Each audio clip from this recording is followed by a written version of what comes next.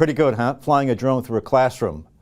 How about if we flew the drone in a classroom under attack? What if there was a school shooter who came in and the drone could get right to the school shooter and take him out, either crash into him or spray something at him? Maybe that's at him. Maybe this is an idea whose time has come. Justin Marston has the idea. He's the CEO and founder of Campus Guardian Angel. He's joining us from Texas today, where this is all under production and maybe coming to a school near us. Justin, welcome in. Thanks for having me. How far along are you? Are you ready to install these in schools? How close are we?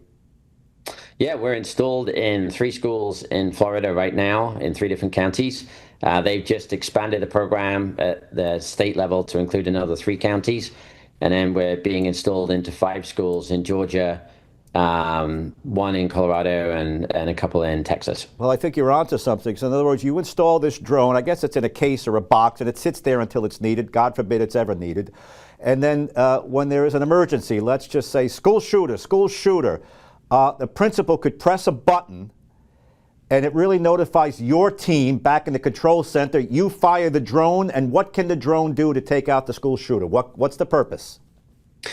Yeah, so we actually put like 30 to 60 drones in each school, just like you have lots of sprinkler heads in the school. And then we pick the nearest box to fly from, and we go in waves of 3.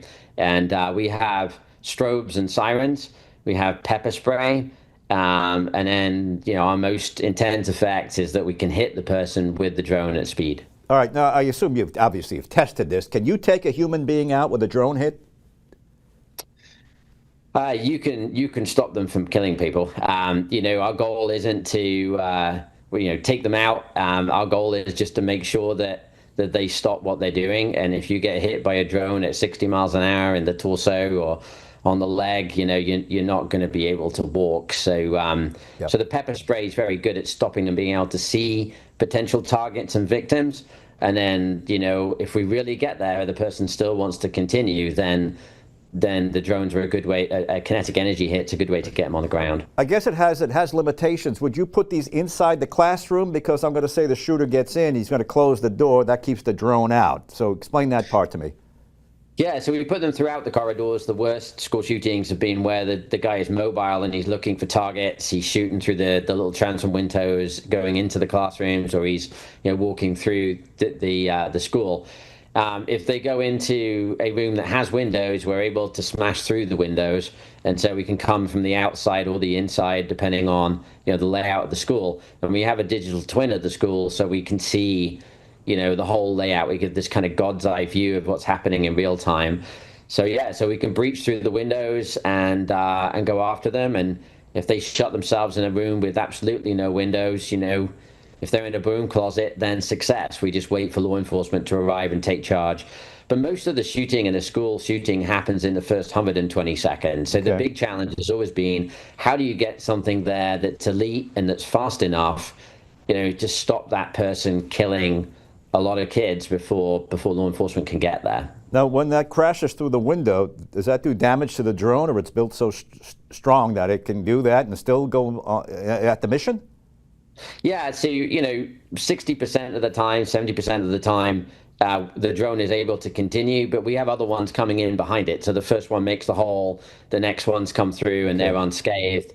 And in the end, the drones, the drones are completely disposable. I mean, in a real event, we don't care how many drones get destroyed. Right.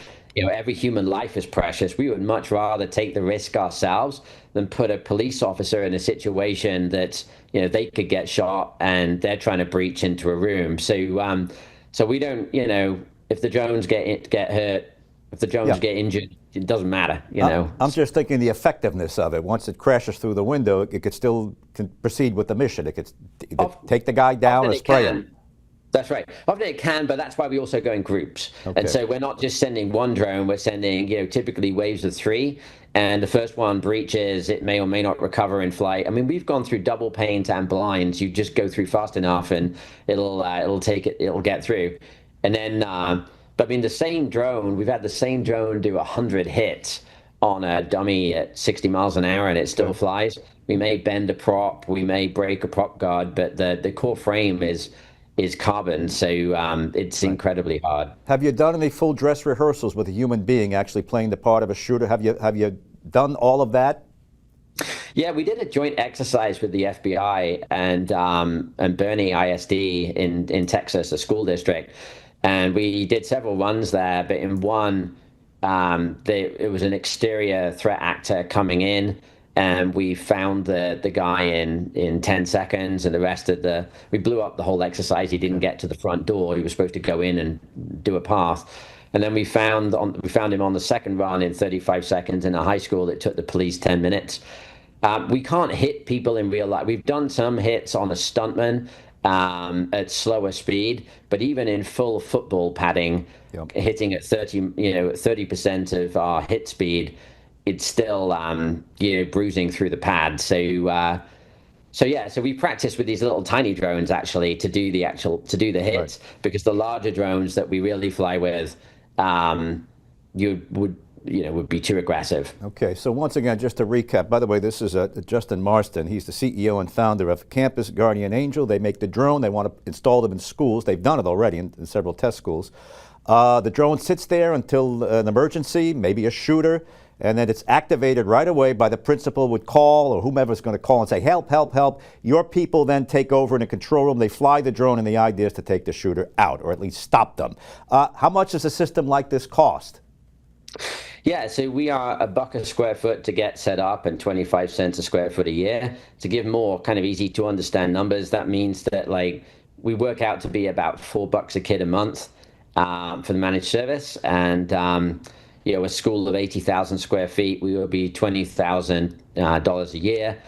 But it's like you just hired 3 SROs in terms of the response time, because our goal is to be on the shooter in 15 seconds. Yep. So to do that in a school of any size, it's really like the comparison of having a sprinkler system versus having a fireman with a hose pipe in every corridor. Like ultimately, you need the fire brigade to get there and to start doing stuff. But the sprinkler system is a lot more cost effective per square foot. Just finally, I'll let you go in 30 seconds. Is there a downside? Is there any pushback to this? I mean, it sounds to me like if I'm a parent, okay, you put it in. What can we lose? Is there anything I ought to know about a downside to this?